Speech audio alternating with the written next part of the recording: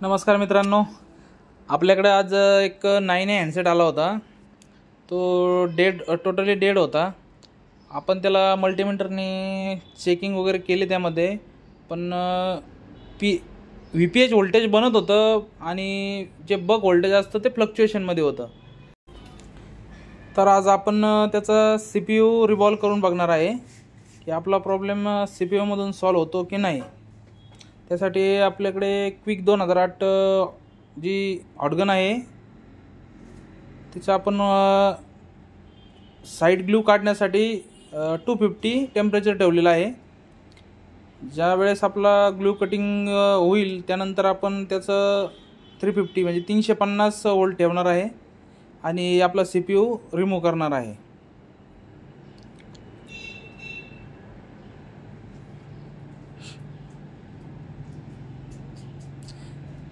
जो आपला हॉटगनचा हात आहे, हॉट एअर गन, तो आपण एका जागी न ठेवता चारही जे कोपरे आहे ICचे तिथं फिरवत राहायचा, जेणेकरून आपला IC खराब होणार नाही। आणि जसं पण ICतून बघा बॉल बाहेर आलेला आहे, जसे बॉल बाहेर येताना दिसले तर लगेच आपण स्क्रॅपरच्या मदतीनं आपला जो IC आहे तो थोडा एक साईडनं वरती उचलणार आहे। आणि असं पूर्णपणे IC हीट झाल्यानंतर त्याला आपण पलटी देणार आहे अशी। त्यानंतर आपला IC निघलेला आहे। आता IC साईडला ठेवू आपण आणि यावरती फ्लक्स पेस्ट टाकून शोल्डर गनच्या मदतीनं आपण त्याच्यावरचे जे शोल्डर आहे ते पहिलं काढून घेणार आहे।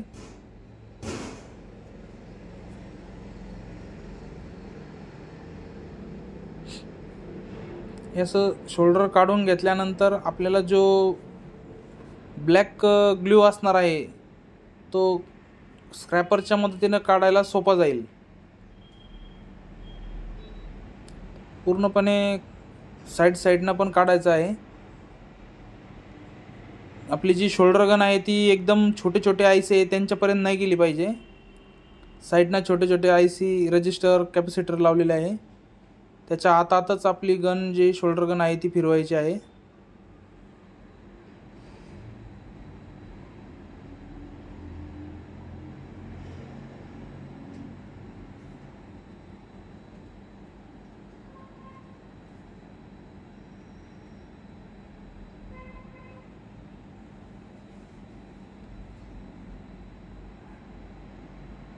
हे बघा कसं व्यवस्थित सगळं शोल्डर निघून येत आहे। आता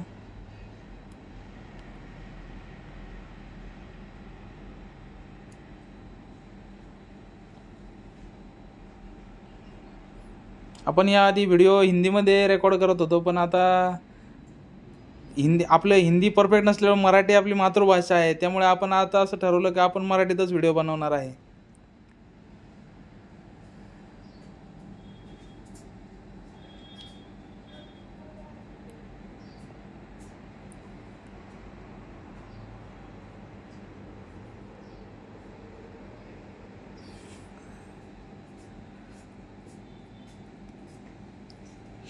बघा स्क्रॅपरच्या मदतीने आपण कसा ब्लॅक ग्लू आहे तो काढू राहिलो।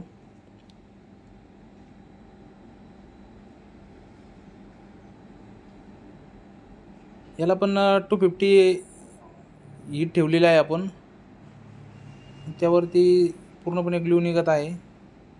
ही पण गन एका ठिकाणी न ठेवता हात फिरवत राहिलं तर बोर्ड आपला फुगणार वगैरे नाही काही। बघा पूर्ण ग्लू निघून आला। त्यानंतर आपण ब्रश थिनरने पूर्णपणे क्लीन करणार आहे।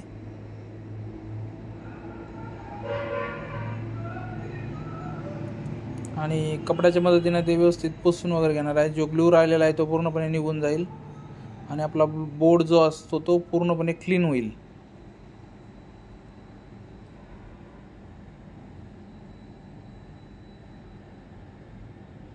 आपण शोल्डर आपलं PPD पेस्ट लावून एकदा त्याला जे आपलं जुनं शोल्डर आहे त्याला आपण पूर्णपणे नवीन करून घेणार आहे, जेणेकरून शोल्डर व्यवस्थित पकडेल त्याला IC बसवल्यानंतर।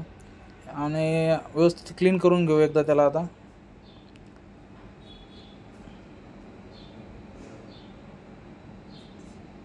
क्लीन करून घेतलेला आहे. अजून पण क्लीन करून घेऊ आपण त्याला.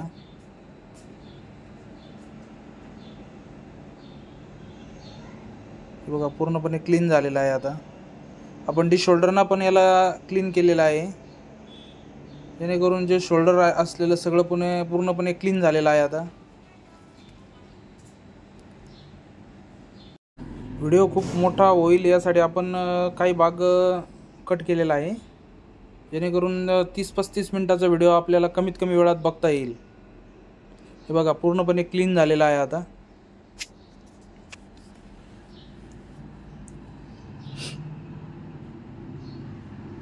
आणि आपण जे आपल्याकडं सर्जिकल ब्लेड आहेत त्याच्या मदतीनं जे थोडं फार राहिलेलं ग्लू आहे ते आपण काढून घेऊ.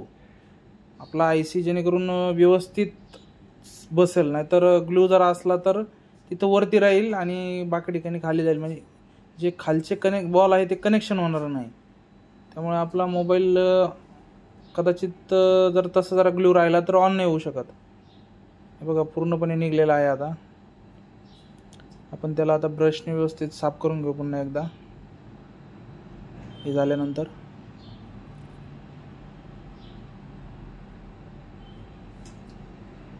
कपड्यानं पुसून घेतलं आणि ब्रश व्यवस्थित फिरून घेतला सगळीकडे थिनर लावून त्याला.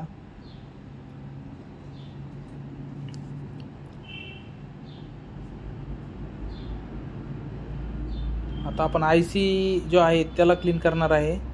त्याला आपण IC स्टँडला लावलेला आहे आणि यावर थोडे प्लग्स टाकू आणि याचं पण शोल्डर काढून घेऊ पहिलं, जे कंपनीचं शोल्डर आहे ते लावलेलं, जेणेकरून आपण स्क्रॅपरनं त्याचा ग्लू काढणार आहे तर ते व्यवस्थितरित्या ग्लू निघल. नाहीतर हे जर शोल्डरवरती राहिलं तर लवकर निघत नाही ते, आणि आपले जे ICचे बॉल आहे ते उखडण्याची पण शक्यता जास्त असते. त्यासाठी आपण पूर्णपणे जेवढं वरती शोल्डर आहे ते एकदा काढून घेणार आहे शोल्डर गनना. त्याच्यानंतर 250वर गन ठेवून आपण त्याला स्क्रॅपरना थोडं असं काढणार आहे. जास्त पण स्क्रॅपर खाली जर लागलं तर IC क्रॅच होऊ शकतो आणि खराब होऊ शकतो. त्यासाठी व्यवस्थित थोडं वरची वर क्रॅश करून आपण ते ग्लू काढून टाकणार आहे.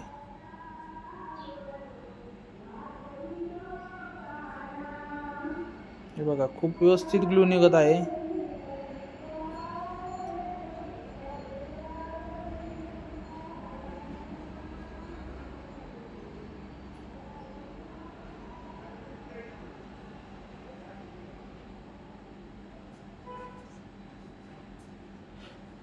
याच्यात सगळ्यात अवघड काम असेल तर हेच असेल की ICचा ग्लू व्यवस्थितरित्या काढणे.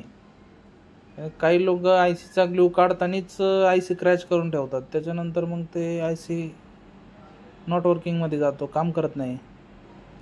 मग आता आपण क्लीन करून घेतलं ब्रशनं थोडंफार राहिलेलं.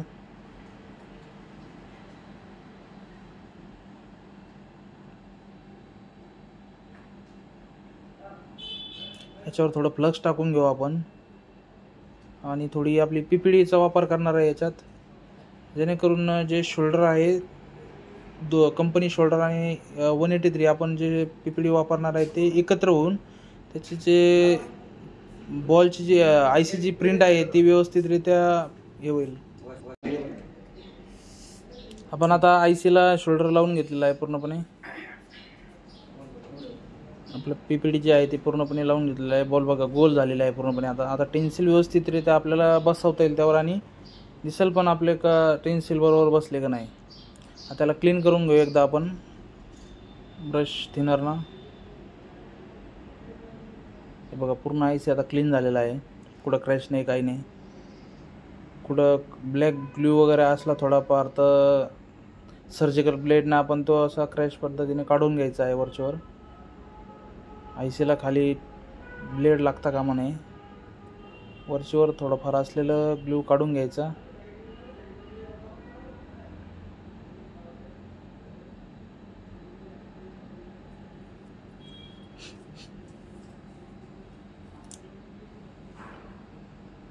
आता आपण टेन्सिलने रिव्हॉल्व करणार आहे. त्याच्यावर टेन्सिल ठेवून व्यवस्थितरित्या PPD लावून घेतलेली आहे आणि रिव्हॉल्व केलेला आहे. पहिल्यांदा एकदा व्यवस्थित रिव्हॉल्व करून घेतल्यानंतर त्याला आपण जे ब्लेड आहे स्क्रॅपर ब्लेड त्यानं आपण ते वरती आलेली बॉल ते कट करून घेणार आहे, जेणेकरून जे खालीवर झालेले आहे ते एकसारखे होईल. आणि ज्यावेळेस आपण दुसऱ्यांदा त्याला त्याला आपलं PPD अप्लाय करणार आहे त्यानंतर ते जेवढं वर खाली आहे ते प्लेनमध्ये होऊन जाईल आणि दुसऱ्यांदा आपला IC ओके होऊन जाईल, व्यवस्थित ओकेमध्ये रिव्हॉल्व होऊन जाईल. आता हे बघा आपण दुसऱ्यांदा आता PPD लावलेली आहे, पुन्हा अप्लाय केलेली आहे. याला कपड्याने एकदा पुसून घेऊ आपण आणि हे बघा आपला IC ओके झालेला आहे. आपण त्याला फ्लक्स टाकून अलाइनमेंट करून घेणार आहे एकदा. अलाइनमेंट खूप जरूरी म्हणजे महत्त्वाची गोष्ट आहे. अलाइनमेंट जर नाही केली तर IC जे बॉल असते ते इकडं तिकडं होऊन जातात, एका लाईनमध्ये येत नाही. लाईनमध्ये आणण्यासाठी अलाइनमेंट खूप गरजेचे असते. थोडी फ्लक्स टाकून घेतलं सगळीकडं. आता हॉट एअर गननं आपण त्याला एका कोपऱ्यापासून हीट देण्यासाठी चालू करू आणि जसं जसं बॉल आपल्याला चमकायला लागतील तसे तसे हात पुढं घेऊन येऊन पूर्णपणे ICला कवर करून घेणार आहे. आता हे बघा पूर्णपणे अलाइनमेंट झाली आपली. आता थोडं त्याला थंड व्हायला ठेवू 15-20 सेकंद, नाहीतर जे असलेले गरम बॉल आहे ते एकत्र होऊन पुन्हा आपला IC रिव्हॉल्व करावयाची गरज पडू शकते. त्यासाठी थोडं थंड होऊन देऊ.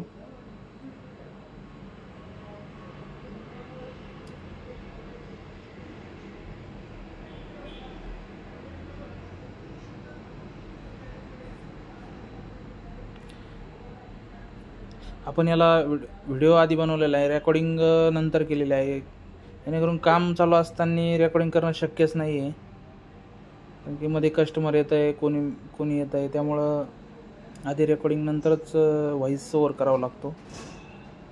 हे बघा आपलं ओके झालेलं आहे आता सगळं. आपण आता मदरबोर्ड घेतला, त्यावरती थोडं फ्लक्स पेस्ट टाकू आणि आपल्या बोटाने त्याला पूर्णपणे सगळीकडे पसरून घेऊ आणि ICचं पोझिशन बघून IC त्याच्यावर फिक्स करू.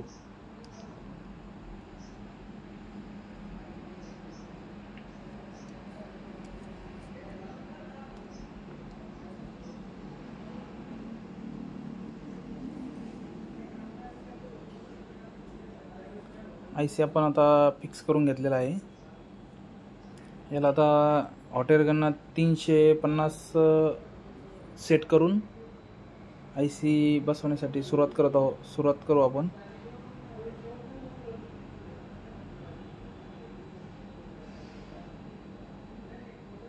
बघा IC आपण बसवलेला आहे. आता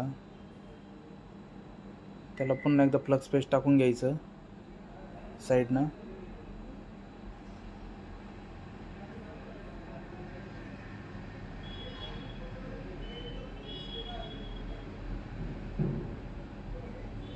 सगळीकडून हिट मारून घ्यायची आधी. थोडा IC हल्ल्यासारखा वाटला त्याला आपण थोडंसं फ्लक्स पेस्ट टाकून घ्यायचं साईडनं आणि एक फायनल टच द्यायची. थोडा IC हलवल्यासारखं करायचं, त्याच्यात आपल्याला कळून जातं की आपला IC बसलेला आहे. हे बघ आम्ही आता फ्लक्स टाकलेलं आहे. आता ते फ्लक्स टाकल्यानंतर ICच्या चारही बाजूला गन फिरवायची आहे, जेणेकरून सारखी हिट लागेल आणि IC खराब नाही होणार आपला. आणि व्यवस्थित सगळीकडे गरम झाल्यानंतर IC आपोआप आपल्या ज्या जागेवर असतं तिथे येऊन सेट होऊन जातो. बघा IC आपला बसलेला आहे. आता आपण त्याला आता थंड करून घेणार आहे फॅनच्या मदतीनं. थंड वगैरे झालेला आहे. आता आपण याला चेक करून घेऊ मल्टीमीटरने एकदा व्होल्टेज काही शॉर्टिंग वगैरे आहे का कुठं, आणि बक व्होल्टेज बनत आहे की नाही आपलं. आता बक व्होल्टेज तर आपले अजून पण नाही, आता बनतच नाही आहे, पण जो पॉवर IC आहे तो गरम होत आहे. पॉवर IC गरम होत आहे. आता याच्यात आपल्याला एक लक्षात आलं का याचा 3.0 USB लाईन जी असते CPU पर्यंत जाती ती खराब शॉर्टिंग झालेली आहे.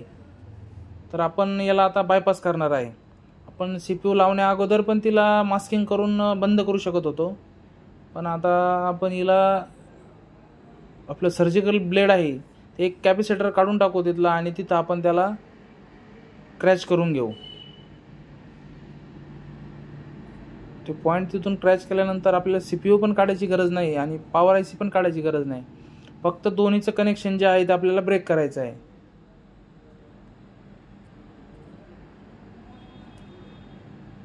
आपण बोर्निओमध्ये बघून ती लाईन एकदा चेक करून घेऊ का हीच लाईन आहे का आपली.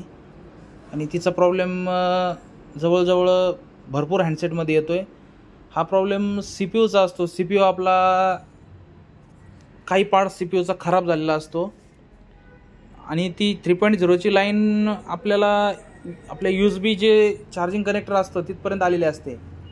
ती लाईन त्याच्यात आपला मोबाईल आता चार्ज तर होईल पण स्लो होईल.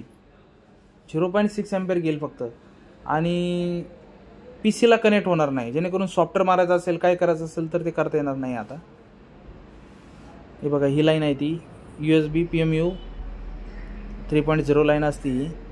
इथं आपण जो कॅप दिलेला आहे कॅपला आपण इथं क्रॅच करून ही लाईन कट करणार आहे आता, जेणेकरून आपला मोबाईल ऑन होऊन जाईल आणि चार्ज पण होईल.